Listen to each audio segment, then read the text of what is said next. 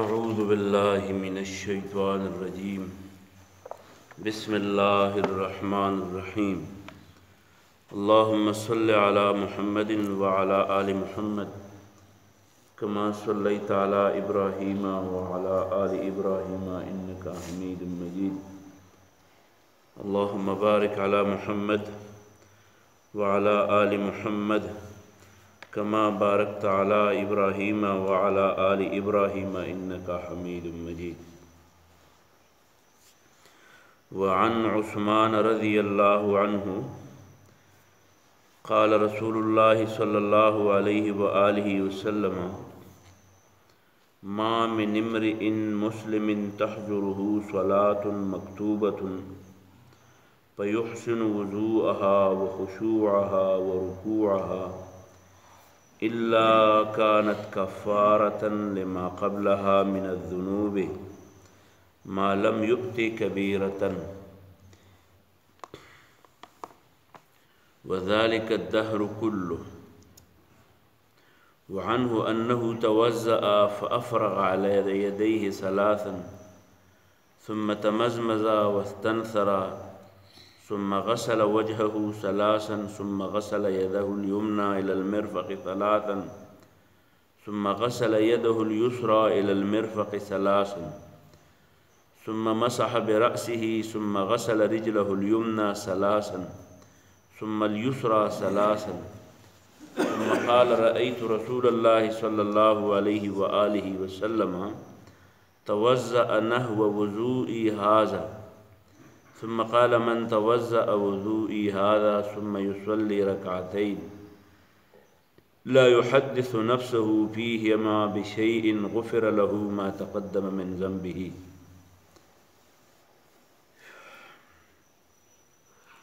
دا حدیث حضرت عثمان رضی اللہ تعالی عنہ نقل کرے دے. هغه فرمائی چې کم سړی چې د فرض منځ ټیم پې راشي او د فرض منځ دپاره ښایسته اودس وکړي او د دې اودس چې کوم د خشوع تقاضي دي، یعنی د آدابو د اودس پوره خیال وساتي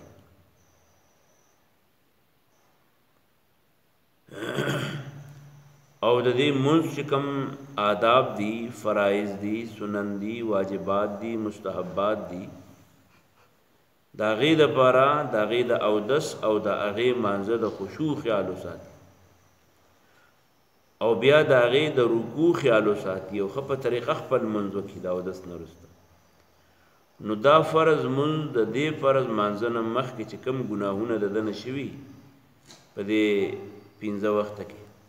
نو کانت کفارة لما قبلها من الذنوب، دا د کړي ګناهونو الله تعالی کفاره وګرځي. ما لم یؤت کبیرة، ها که کبیره ګناه کړي نو هغه په دې مونږ نه ماف کیږي اواده تر څو چې توبه نه ایستلي. په دې حدیث کې او د دې سره متعلقه په دې نورو احادیثو کې د اودس فضیلت هم بیان دی او د منځ فضیلت هم بیان دی. د اودس فضیلت خو په دې وجه باندې دی چې وروسته بیا د هغه منځ د دې لپاره د ګناهونو کفاره ګرځي. الله تعالی د دې منځ په ذریعه د دې فرض منځ په ذریعه د سړي کړي ګناهونه معاف کوي. نو دغه منځ خو بغیر اودس نه کیږي نه، نو د هغې دپاره ټکی استعمال شو په یحسن وضوءها، د هغې هغه اودس ښایسته اودس وکړي، پوره خیال یې وساتي، نو دته خپل کړي ګناهونه ټول معاف شي سوا د ګناه کبیره نه. ګناه کبیره موږ مخکې زده کړې وه، هغې ګناه ته وایي چې هغه رسول الله صلی الله علیه وسلم په خپله ویلي چې دا غټه ګناه ده. السبع الموبقات، لوی لوی اووه غټ ګناهونه، یا دا چې الله تعالی په خپله د هغې تذکره کړي د ګناه په طور سزاګانې وله مقرر کړي، یا د هغې په کولو باندې د جهنم تر لېږلو وعید بیان شوی. دغې ګناهونو ته کبیره ګناهونه. نو د کبیره ګناهونو او د صغیره ګناهونو د معافی کفاره وی، معافی د معافی سبب وګرځي. دلته د علماو دوا فکرونه نقل کړي دي، یو ته وی خوارج او یو ته وی مرجئه. دا په مسلمانانو کې هغه ډلې دي چې دا متشددین خلک.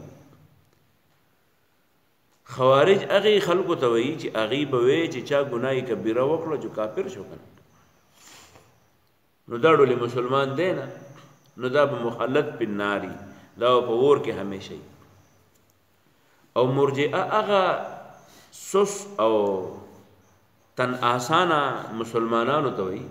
چې هغه وی یره ایمان می راوړې والله غفور الرحیم دی او بس وب می بخي. او دا باقاعده په مليانو کې هم شته او په امیانو کې هم شته او په خوام او وسم دي چې بس سړی ایمان راوړې نو کنه کا عمل وکاو کوي نه کومځ وکاو کوي نه. نو دا دواړه فکرونه دي. د دې په مقابله کې د اهل سنت والجماعت د محققین او علما فکر دا ده چې نه په ګناه سره دغه نه وځي، د مسلمانانو نه وځي. نو مرجئه هم ټیک نه وي، دغه هم ټیک نه وي، خوارج هم ټیک نه وي، ځکه چې ډیر ګناهونه خلکو کړی دي او بیا هغه مسلمانان دي. رسول الله صلی الله علیه وسلم دا غي سره خپل تعلق برابر ساتلې د مسلمان د امت مسلمه په افرادو کې هم. مثلا یو سړی نه زنا شوی ده، رسول الله صلی الله علیه وسلم ولا سزا ورکړي ده. خلق وې ګوره دل داسې رسول الله صلی الله علیه وسلم ورته هغه د توبه استلی دا چې کله ټول مدینه والا توبه راجمه کې هغه یو تن راشي. نو په دې باندې په ګناهونو باندې غټو ګناهونو باندې سړی کافر کیږي نه. د خوارجو دا خبره غلطه ده او د مرجئه او دا خبره غلطه ده چې کني سړی ایمان وکي نو بیا ایمان راوړي نو د ایمان نرسته نه کو اعمالو ته دومره ضرورت نشته، کوي کله هم او کوي نه کله هم دی به مؤمن او دی به جنت ته دی. نو دام ټیک نه ده. نو اهل سنت والجماعت وی واړه ګناهونه خو الله تعالی د دې بعدو نیکو په وجه باندې معاف کړي. مثلا سړی منځ کوي د یو مانځه نه وروسته بل مانځه پورې چې څونه ټیم یې تېر شوی هغه ګناهونه ورته الله تعالی معاف کړي. واړه ګناهونه خو معاف شي، خو د غټو ګناهونو د معافی لس وجوهات او لس اسباب په احادیثو کې ځای په ځای باندې ذکر شوي. یو پکې دا دی چې سړی توبه وباسي، توبه استغفر الله ربي من كل ذنب واتوب الیه. نو په دې باندې ورته ګناهونه غټ ګناهونه معاف کړي. قاتل له سود خور له غل له توبه وباسي چې بیا به نه کوم د ماري د کړي ګناهونه مې دي الله توبه ده او بیا به نه کوم نو بس الله به معاف کړي. یو دا چې رسول الله صلی الله علیه وسلم د قیامت په ورځ باندې د خلکو زغه کیدا سپارش کوي نو په هغه کې د سپارش وو کې د نور اعمال به مزیدار ټیک دا ګناه به شي خو نور اعمال به ډېر کړي. نو د پیغمبر علیه السلام سپارش هم ګناهونه معاف کړي. دغه شان د حج متعلق راځي رسول الله صلی الله علیه وسلم فرمایي چې من حج فلم يرفث ولم يفسق. کوم سړی چې حج وکي او هغه فسق او دغه ونه کی الحاد ونه کی په دغه کې په حرم کې نو د حج د کړه ټول ګناهونو کفاره ګرځي. دغه شان نور وجوهات دي. مثلا یو بچي پلار ته دعا کوي، پلار بچی ته دعا کوي، دعاګانو په وجه باندې معاف کیږي سړی. نو غټ ګناهونه دا معاف کیږي په خاص وجوهاتو د نیکو باندې. ان الحسنات یذهبن السیئات، نیکیان چې دي دا ګناهونه په خپل باندې ختمي. وعن عثمان د حضرت عثمان رضی الله عنه نے روایت دی قال دی وی چې قال رسول الله صلی الله علیه وسلم، رسول الله صلی الله علیه وسلم فرمایلی دي ما من امرئ مسلم، نشته داسی او مسلمان بندا تحضره چې حاضر شي د صلات مکتوبه فرض منز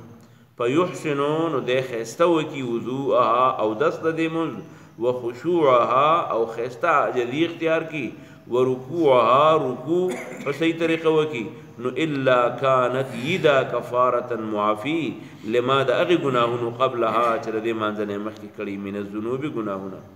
ما لم يؤت كبيره تر سوچ د غټه ګناه نه کړي. وذلك الدهر كله، وذلك الدهر كله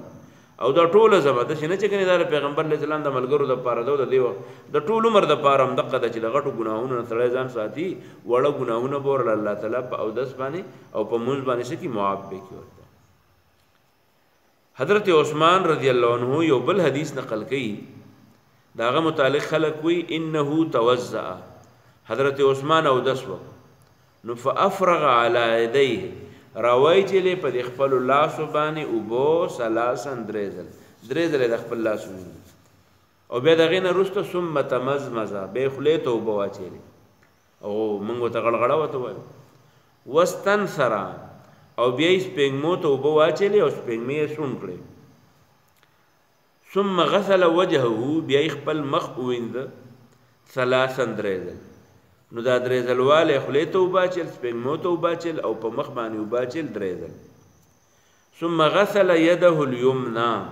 بیا یې د خپل ښی لاس ووینځو الی المرفق د دې څنګلو پورې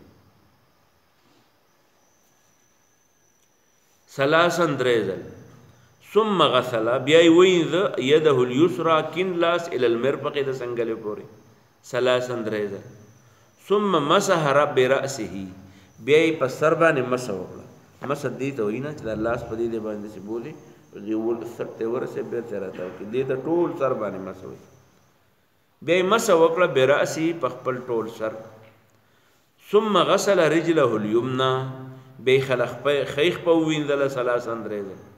او ثم اليسرى بیا یې د کیڼه خپه ووینځله ثلاثا درېځل ثم قال بیا ملګرو ته ووی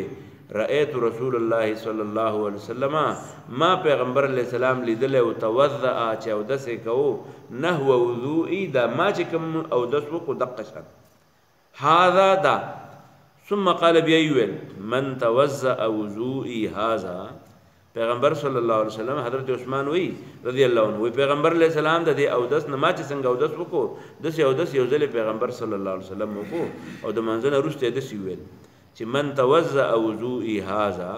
کم سړی چې زما د اودس په شان مونځ وکړي ثم یصلي رکعتین او بیا د هغې نه وروسته 2 رکعته مونځ وکړي او داسې مونځ وکړي لا یحدث نفسه چې دی خبرې نه کوي د ځان سره فیهما په دې 2 رکعتو کې بشیء هیڅ قسمه خبرې یعنی عام کلام یا دا چې په زور باندې په خپل مانځه کې حسابونه کتابونه نه کوي نو غفر له ما تقدم من ذنبه کړي ګناهونه به ورته الله تعالی ټول معاف متفق علیه او حضرت عقبه ابن عامر یو بل صحابي دی هغه وایي چې رسول الله صلی الله علیه وسلم هم دغه الفاظ داسې بیان کړي چې ما من مسلم نشته داسې مسلمان یتوضأ چې اودس وکي په یحسن وضوءه او خپل اودس ښایسته وکي ثم یقوم بیا پاسي او په یصلي رکعتین 2 رکعته مونځ وکي مقبلا علیهما چې راتاو کړی توجه ورکړي په دې 2 رکعتونو کې بقلبه زړه ته د زړه په توجه باندې 2 رکعته مونځ وکي ووجهه او خپل مخ متوجه کړی یو خوا بل خوا نه ګوري په مانځ کې نو رسول الله صلی الله علیه وسلم فرمایي الا وجبت له الجنه د دې سړي لپاره جنت واجب شو نو د هر اودس نه وروسته 2 رکعته نفل دې ته وایي تحیۃ الوضو ورته وایي تحیۃ الوضو حضرت بلال رضی الله عنه یو ځلې د رسول الله صلی الله علیه وسلم خواله راغی نو رسول الله صلی الله علیه وسلم ته بلال ته څه عمل کې هغه ته ویل یا رسول الله صلی الله علیه وسلم دغه ته څه کې دغه کوونه ویل نه کنه چې الله تعالی معراج ته بوتلما او بره په اسمانونو ګرځولما نو جنت ته بوتللو نو په جنت کې الته کې ماستا د خپو کړپا وره حضرت بلال چې براتو په لارې نو یو مزدور سړاو یو چټک سړاو یو بانګ لرا روان بانګ سړی را روان یو نا وخت یور باندې برامنډ وای نو سړی د خپو نه اچال نه پته لګي چې اچال نارمل پوزیشن کې نه دی نو د بلال د خپو کړپا په پیژندې کېدا نو ما په جنت کې ستا د خپو کړپا اورېدلې و کړپا نو د څه عمل لې چې د ابوبکر مې وانه اورېدا د عمر مې وانه اورېدا استا مې واورېدا چلو حضرت بلال سوچو کوته یا رسول الله صلی الله علیه وسلم د سبل څخه کار قران نه دی شوی چې ګنې داغه په وجه باندې د نور صحابهونو ممتاز یم خو یو کار دی چې ز کلم او د سو کوم نو 2 رکعاته مونږ خامخه 2 رکعاته نفل خامخه کوم پته ولګی دا چې د 2 رکعاتو دومره زیات فضیلت دی چې بر په اسمان کې په عرش نه لاندې الته کې پیغمبر علیه السلام د بلال د خپو کړپا اورېده نو 2 رکعاته مونږ د هر او دس نرسته کوي بعضې خلک خو خی راشي ته ودرېږي او بعضې سړی راشي وایي ټایم شته چې مونځ وکړم دا د خلکو ته وایي چې ګنې زه داسې مانځګزار یم نو ښه خبره ده که خلکو ته خلکو به هم شوق پیدا شي خو له چا نه اړولې تپوس مه کوه چې څنګه اودس دې وکړو نو ضروري نه چې جومات ته راشي او دلته وکړي اودس خو په کور کې کوي شریف خان لا داسې نه ده خلک خو اودس په کور کې کوي نو په کور کې اودس وکړو چې هلته په مسله ودرېږي 2 رکعته لمونځ وکړه دقې ته وایي تحیة الوضو او بیا چې جومات ته رالې نو بیا هم د چا نه تپوس مه کوه خو څنګه جومات ته راورسې فورا ځان له په 2 رکعته تحیة المسجد ودرېږه ته وایي جي ناوخته دی چې جمع ودرېږي ته بس کښېنه سلام وکړه او بس په جمع ودرېږه خو 2 رکعته سنت 2 رکعته هغې ته څه وایي تحیة المسجد ورته وایي دا د جومات ډالۍ ده دا د اودس ډالۍ ده نو د اودس ډالۍ په دا 2 رکعته مونږ حضرت عمر ابن خطاب رضی الله تعالی عنہ فرمایي چې ما منکم من احد حضرت عمر فرمایي چې پیغمبر علیه السلام فرمایل چې ما منکم من احد پتا سو کې یو تن داسې نشته یتوضأ چې هغه د اودس وکړي بس ته زره دغه دی اللهم ربنا اتنا في الدنيا حسنه وفي الاخره حسنه وقنا عذاب النار ربنا اغفر لنا ولاخواننا الذين سبقونا بالايمان ربنا لا تجعلنا فتنة للقوم الظالمين ونجنا برحمتك من القوم الكافرين